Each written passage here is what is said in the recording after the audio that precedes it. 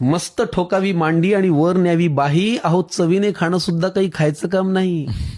सर्वप्रथम वाढलेल्या पानाकडे असं डोळे भरून बघावं, वदनी कवल म्हणावं आणि यज्ञकर्माला लागावं.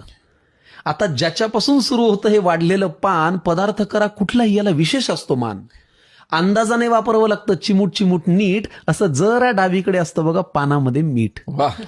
तिथून पुढे सरकलात की टप्पा चमचमीतपणाचा, जिथे असतं लोणचं, चटणी, मिरचीचा ठेचा.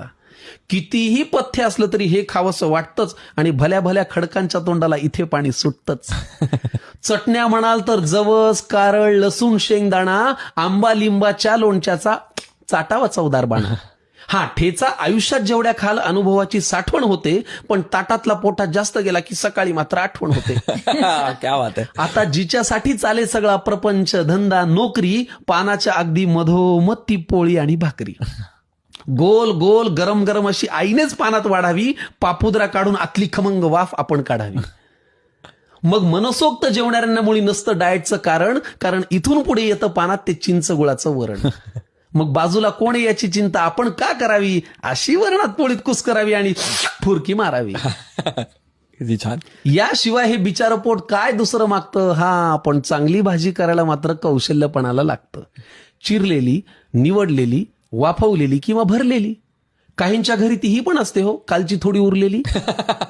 उगाच जास्त क्रेडिट त्या कोंबडी बोकडांना गेलंय. या भाज्यांनी आपलं जगणं सांगतो खरं समृद्ध केलंय. चांदीच्या ताटातही शोभून दिसते मेथी, भेंडी आणि गवार. सोन्याचा चमचा असला तरी खाणार हेच, ठाकरे असो वा पवार. मग पुढे एकदा पोट भरलं की सुटतं हे अवघड जगण्याचं कोडं.